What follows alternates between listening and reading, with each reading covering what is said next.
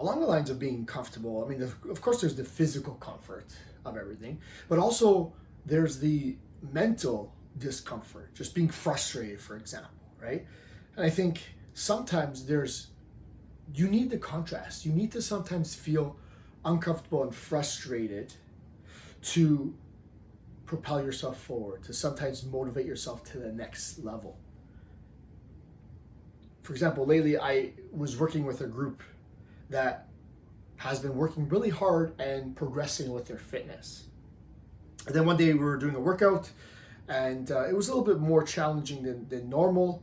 And I, one of the people came up to me and sort of expressed frustration and maybe disappointment that they didn't do as well as they thought they would do in that workout.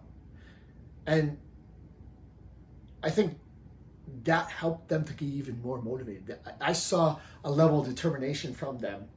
I thought they were determined before. They just turned it to the next level. And the whole point of this is not like to brag or to say that that's what you need, but we often spend so much time avoiding this discomfort, avoiding this frustration. And as soon as we feel it, we're trying to just get away from it as quick as possible. And that's exactly what I was talking about when I was talking about the comfort of being in an environment that's temperature controlled and all that stuff. I think it's important to sit with the discomfort.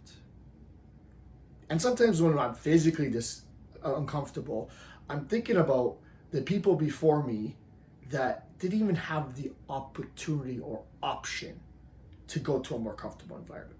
They were stuck with it.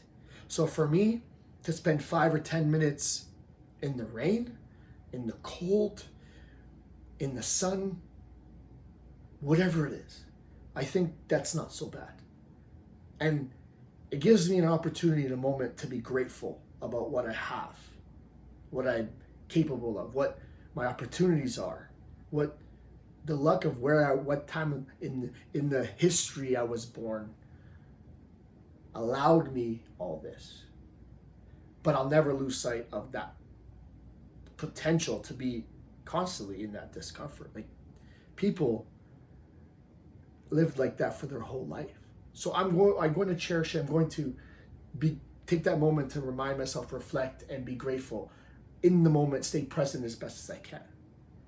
But back to the frustration and discomfort, the mental side of things, I think that's important as well.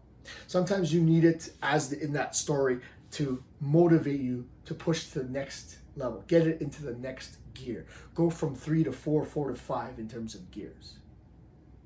And you maybe didn't need it, but maybe that's what it took at that moment to get you to the next level of motivation. But you should sit with it. You should experience it. You should feel it. You should reflect on it, debrief, write things down, whatever it is.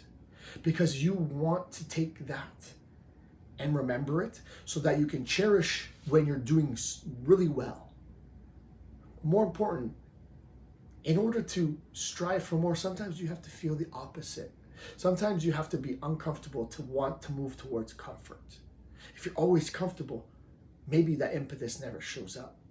If you're always content, maybe the desire to improve doesn't show up. Sometimes it's there, and that discomfort, that frustration, whatever you want to call it, is the lesson that you need to help you.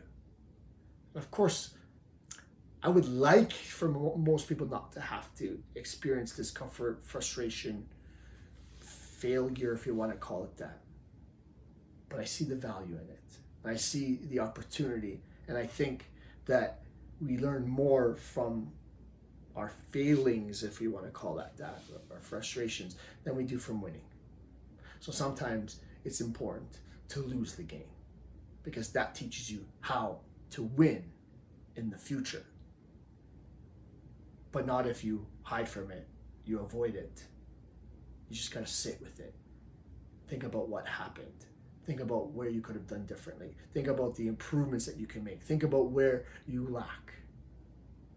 And make those changes. Because then you're more likely to have a longer lasting success.